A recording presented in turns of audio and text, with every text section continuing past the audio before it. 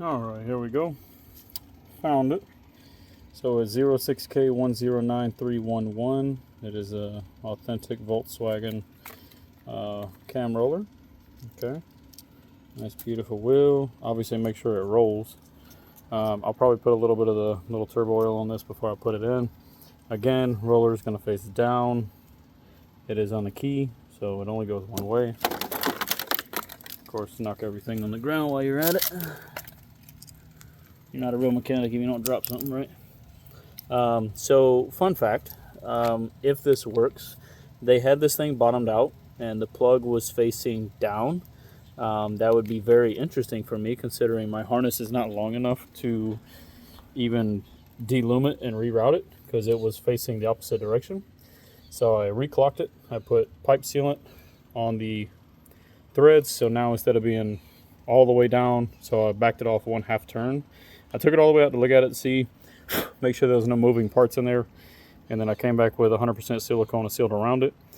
Hopefully that doesn't cause any running issues. Again, I put petroleum jelly on the O-ring to make sure she don't get torn trying to go in there. So we're about to install this baby, and I'll do it right now. Let me tighten these just a hair. That way it doesn't drop my gasket down just in case. Okay. Yeah, worst case, you can leave the other ones a little loose if you need to. You might want to have a little bit of room. So the way I'm gonna try to do this, I might go ahead and actually, let me just go ahead and take that loose there. It's always fun to have a lot of tools. I'm a tool fiend. I like having lots of tools. So again, we're gonna, this guy right here. Beep.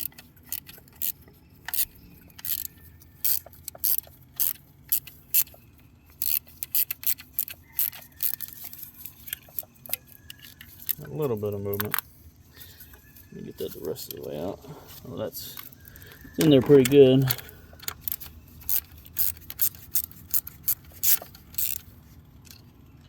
Oh, good. It's a grip screw, as I call it. Dropping my petroleum over here. So that gives us a little bit more wiggle room on this. It's not so stiff. That should help us. Again, this guy is, it moves a little bit, so I don't know about that. But it'll be stationary once I tighten it down.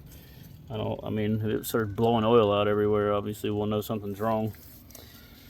Let me go ahead and put my gasket in there. Right there. Alright. Apples to apples. So you can see, there you go. This is the old one, this is the new one. So they look identical. Keys the same, design the same.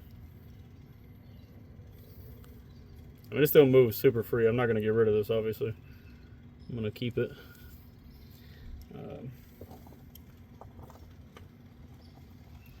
Diameter is the same. Like I said, I'm going to put some of this red turbo lube oil on here to give it a little love. Beep.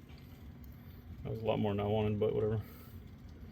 Because you don't want to dry start on anything, right? Like, because if you don't lube it, you run the slight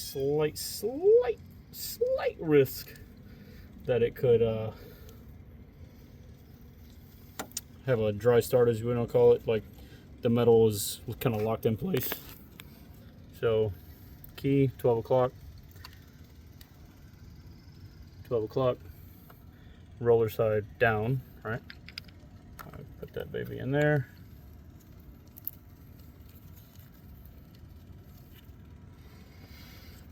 And if worse comes to worse, you don't want to deal with trying to fight it with your fingers, just ever so gently rotate it with the pliers. There you go. She's in there, 12 o'clock. All right, I'm gonna go ahead and finger these bolts down a little tighter.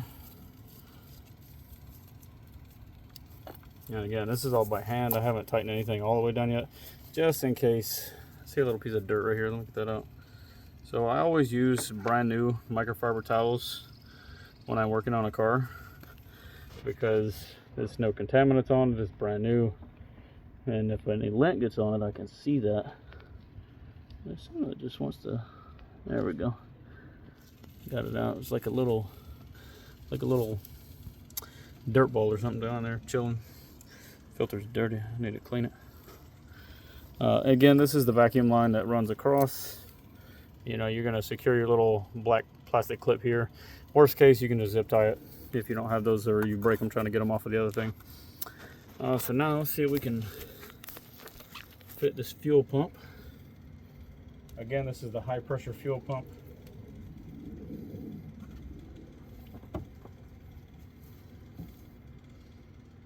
Alright, kind of wiped it off a little bit. Again, just petroleum jelly, man.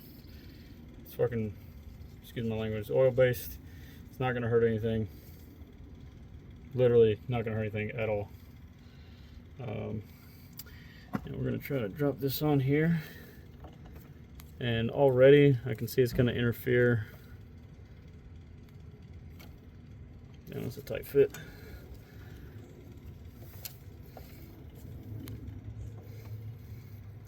So I want to show you this. Shoot, messed up my silicone. So what you can do sometimes with this, if you didn't see me flex it, since I have the pump able to clock, you can rotate it a little bit and then push it together, like clock it with the line, right? And that'll help you line it up. All right. So I don't want to put anything, I don't want to mount my bolts yet, right? Because you can still move this. So, but you want to get this B-nut started first on the bottom here. And you can see it's at a slight angle. So you're going to want to hold this straight while you're putting this on. You do not want your B-nut to be cross-threaded. It will be very, very bad.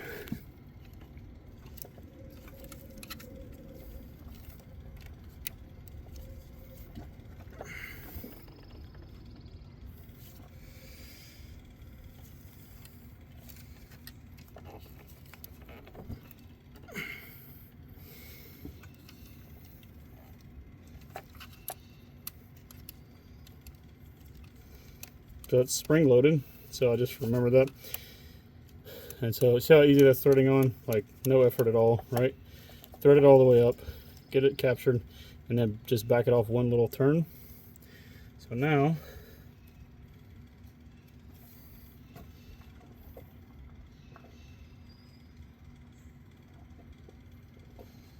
cam follower's in, pump is on. You can see there's a gap here. That's because it hasn't went all the way down yet. So drop your bolts in the holes. Get a little rotation on there to get it threaded. And just feed it if you need to. Once you know it's threading, you're good. But you want to be able to do it. See how easy? Oh, sorry, you can't see. Alright, so Jesus Christ. GoPro, man. Jesus, somebody give me a GoPro. Alright. So anyway, so I can do that by my hand. It's not really much effort, even one hand not holding it like I was. So if you just push it back where it was, nice and free. Now we'll start the lower one. Because again, this thing's spring loaded, so it's gonna actually fight you all the way.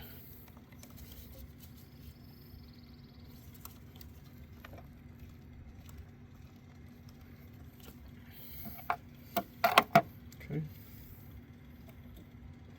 Ultra baby 1/4 inch wrench ratchet. So why use the baby one, huh? Because I know if it's cross threading, you'll know right away, because it'll be very difficult. So you want to do them side by side.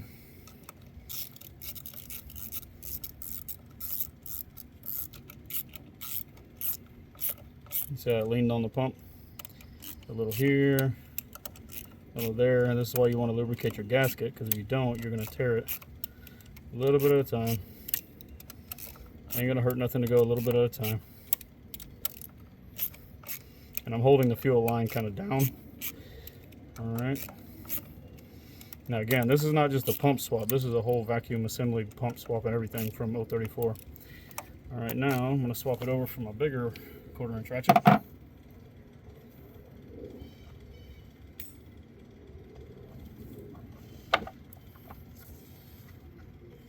little bigger. This gives me a better control idea on my bolts.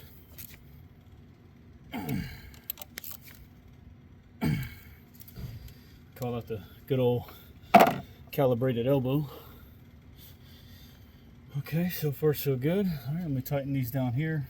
You could use a 10mm ratchet wrench because it is a very close quarter. If it's slightly offset, that'd make it easier for you.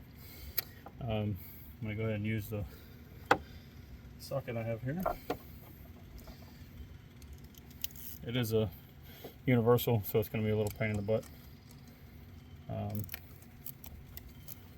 Always do these kind of things in stages because it is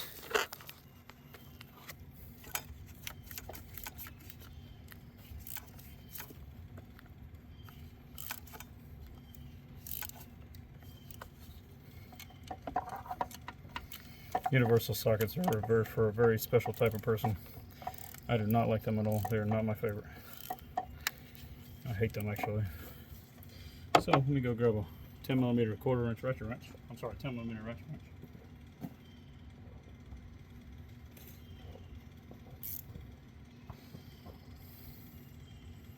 Slight angle. See how it kind of offsets so you're not worried about hitting anything.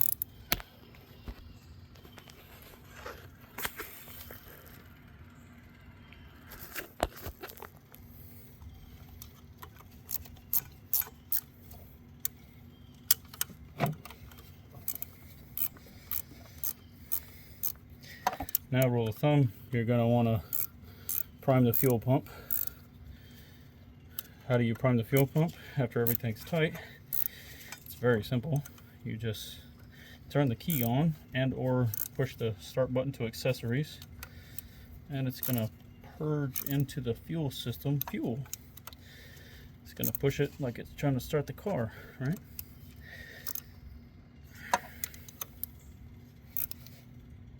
And this is a metal crush gasket, so when you feel the bolts getting tight, they are probably tight. You don't want to strip anything or break them. And once that's tight, it's tight. You can always come back and torque check later after you've driven it and put some heat on it. And now we will, let's see, tight, tight, tight, tight, tight. I got this little guy I can put back on. Alright. So a little mounting here for the fuel line. Fuel rail, sorry. Alright, that one goes there. And you don't want to tighten any of these down until you got the other ones in, right? So you got one that's going to go right there, and then this one goes right there. It's very difficult to look at the phone and try to see what you're doing at the same time. Alright, goes in fairly easy. And now, with our other beautiful baby 1/4 inch ratchet wrench. Dun, dun, dun. Gotta do it by finger first. And once you feel it grab, you want to tighten it the rest of the way.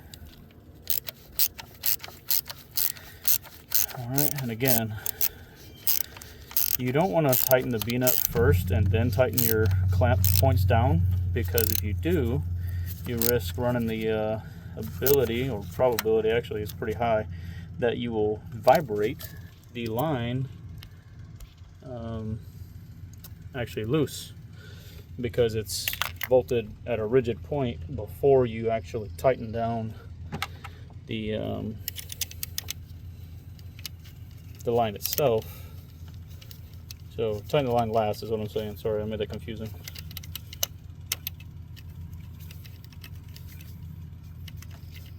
So basically, make sure you got all your stuff in position. Go ahead and come back through.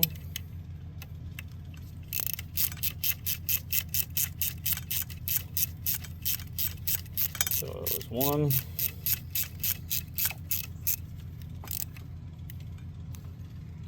2,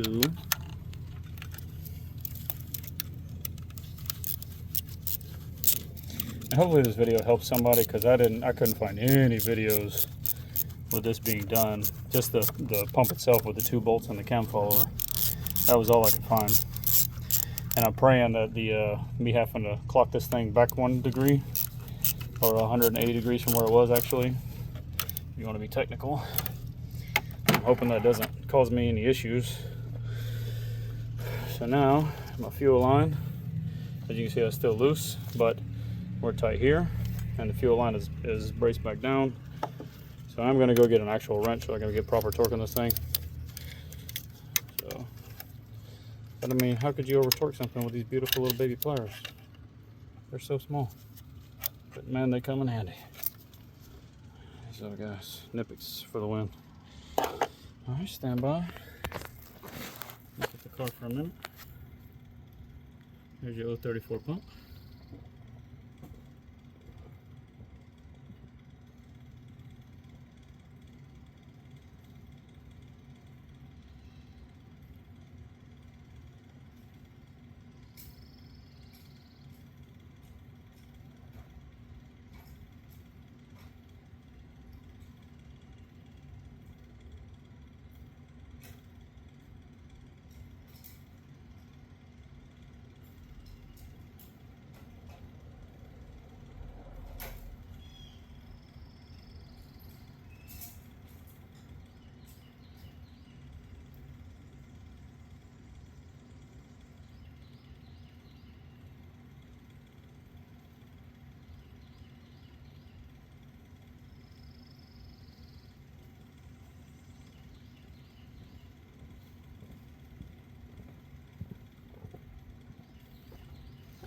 All right, full disclosure, I totally forgot what I was going to get.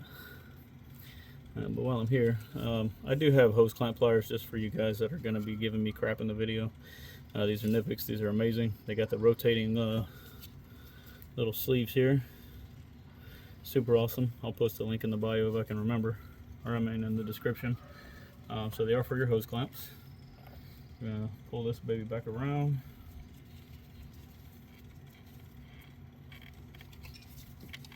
Route it back where it goes. Pull out your whatever you use to stop the fuel from pouring out, because it is going to come out. And you should not be able to put that on without doing this first. Ta-da! So now, what I was saying earlier is that why would you take all of this off first and then try to get this hose off? Because generally speaking, this thing's going to be stuck really bad.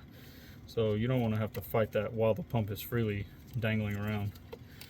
Alright, so I'll put our fuel line back where it goes. That's good. Oh, the 17mm wrench, that's what I was going to get.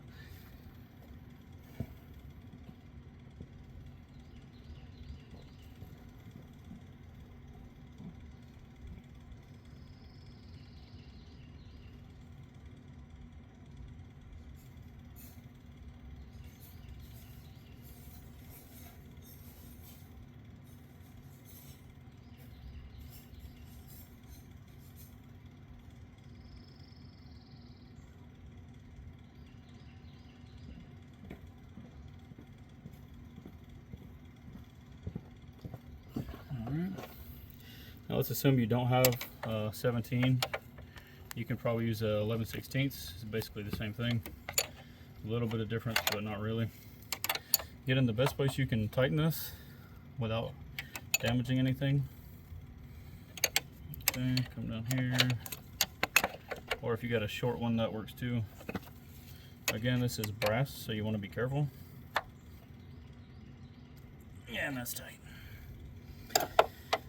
Okay, so my modified breather line here is I use this big fuel line to kind of re-evaluate this situation. That just clamps back on there. Okay. So now my intake's gonna get back on. I'm gonna plug this fuel line in. I'm sorry, not fuel line, connector. Ta-da! So again, I needed to make sure, like, some discoloring on there. Well, that's good to know. It's a little bit of, I don't want to say corrosion, but it's a little yellowy looking, so that's good to know. Maybe the terminal was getting hot. So let's go on and connect this first out of the way over here. There we go. And again, I had to clock the whole sensor, but there we go. It's pretty tight actually. I don't really like that, but we're gonna connect this back here. One-handed, man.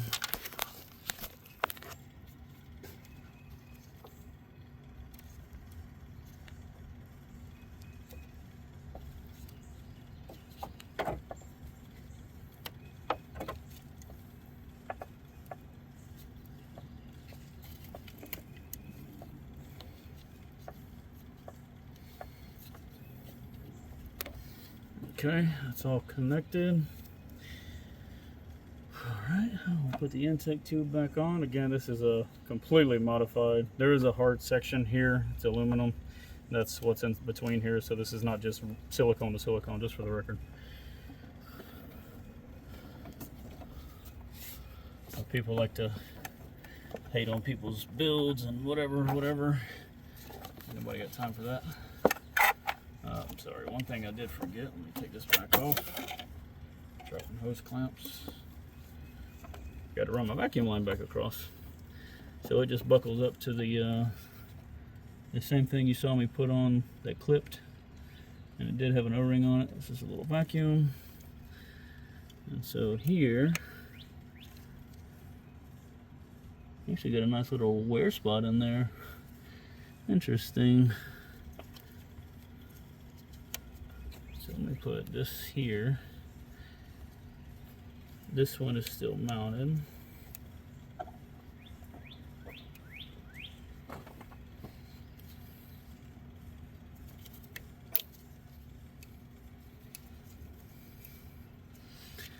And that just goes just like that. Just pops in.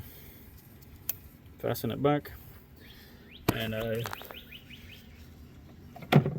may put the other one, but I'm gonna need to, I might just zip tie this. We'll see how this goes, because I don't like that it's got a rub spot on it. So I might leave it like that for a minute. And I'll come back through with a different material, but okay, now put the intake back on. Well, the intake tube. Inlet, whatever you want to call it. And I love this integrated engineering intake, by the way. I got it from my wife's Passat, but that thing is, it's like a super vacuum cleaner from space, sucking all that air. Okay, so we'll just tighten these babies down.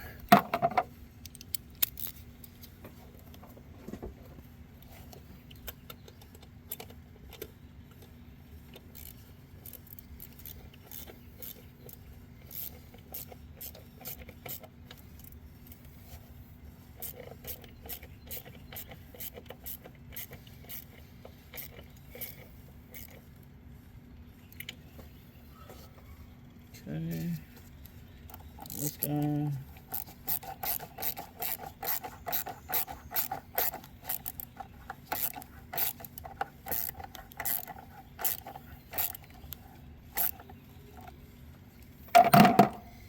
And just in case you don't know, this goes into the intake tube I just put on. It's just the vacuum feed for the intake manifold. So just go back over everything, make sure nothing came loose that you missed. Alright. Everything looks good so far. Alrighty. Now we'll give it the old start. Good rule of thumb is to get all your tools off the vehicle before you get started. Again, this is your, I high pressure fuel pump. So if you have the same car as me, you can see the snub on this is very small compared to that one. So I guess that's why they get the whole assembly, because yours might not be able to work if you have this, because that's a very heavy duty fuel pump versus this thing. And this is all like one piece. So that's a completely new fabricated design altogether, if you ask me. I don't know what the newer models look like as far as the fuel pump goes, but that one is way different. This one has almost looks like a recessed area right there. I don't know what that's for. Hopefully it wasn't nothing falling apart. But again, it's all super spring loaded. New cam followers installed. We'll see if this thing really gives what the volume they claim it does. So I'm going to put this with this. Put the cam follower in this little baggie. That way these are together so I don't lose it again. I'm going to keep this guys here just in case. The barb, I can use that for 100 things. This guy, we'll put that on there. And this is the little thing I was talking about. I might take it off. You probably just squeeze that with pliers and then make it like collapse on itself, and you can just pull it out. I'm tempted to take that off to see what's inside, but I doubt I'll find much. I will clean this whole thing. Worst case, I gotta... Oh, that makes sense. Look at that. So that wheel moves. Good to know. Okay. I didn't try that a while ago. Oh, look at all that oil. Wow. Oh my god. So much oil in that thing. Look at that. That's crazy. Obviously, because it's a cam follower on the camshaft. Of course it has oil on it. Any hooser. Alright. Rest of the tools off here. And again, it's always best to pre-lube. So I use this here. This Very Lube Turbo for engine. I got it off, I think, Amazon. It says metal conditioner. Tells you not to use a lot. It claims that it increases engine power, raise compression, decrease noise and vibration, reduce oil consumption, improves dynamic characteristics of the vehicle, reduces fuel consumption, protects engine from wear, provides easy cold start, reduces exhaust toxicity, increase the engine service life. Jeez, that was a lot. Also, not compatible with 0W8, 0W16, 0W20. Recommended for application at each oil change, does not change viscosity. Optimal concentration, 3% of oil volume. Overdose up to 50% is allowed. Up to 4.5% of the oil volume. Okay, good to know. So 125, so one bottle per 3 to 5 liters of motor oil. So theoretically, you could put this whole bottle in the with an oil change if you have 5 quarts. So good to know. I feel like it works pretty good. I know there's other stuff like red tacky and different stuff like that that you can use in place, but you know. Yeah, I'm gonna leave this here. I'm gonna turn the key and see if you guys start seeing any fuel shoot out. Then you know you either gotta tighten something down or something's not gonna work. So I'm looking at my clearance on the backside there. It looks good still.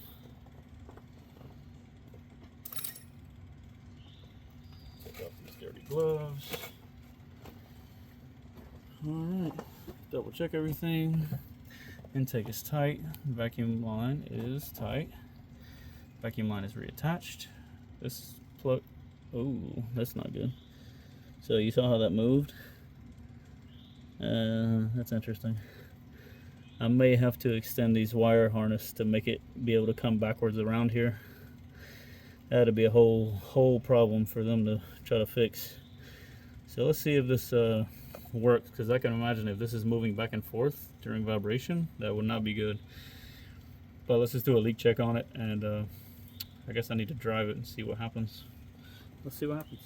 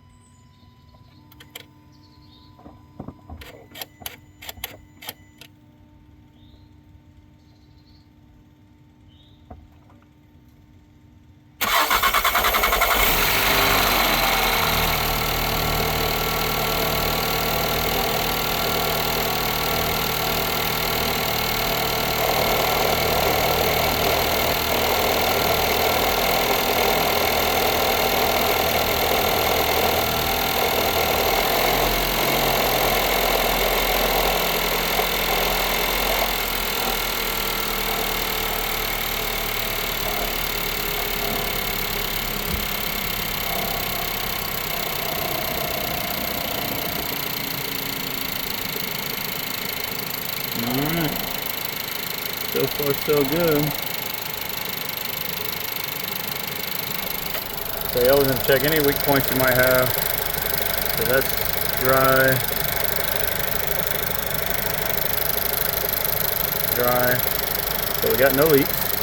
That's a little tight. I don't like that moves, but the heat will probably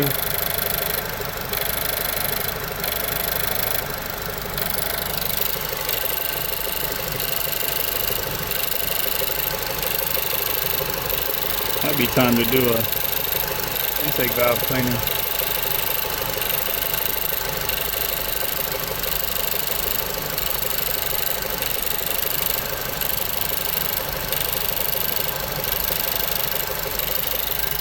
So no engine light off the bat.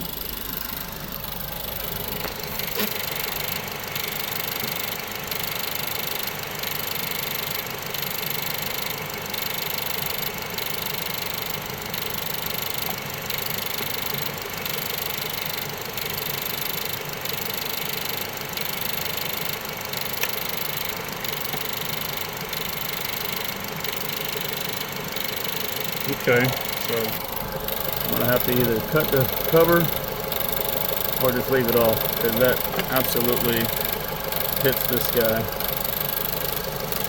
So I'm gonna need to cut that. I'll probably just shave off this whole section here. That way it can stick on just the front, and I'll probably just cut off this area. Oh, but why are you gonna do that? Because I don't care, that's why. Not sure about that whole noise. I did just start it up after it's been a minute, so it might be trying to find its idle, or it could be the pump.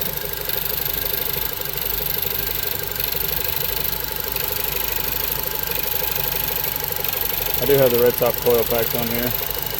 And just make sure everything's plugged in. Let me give it a little gas.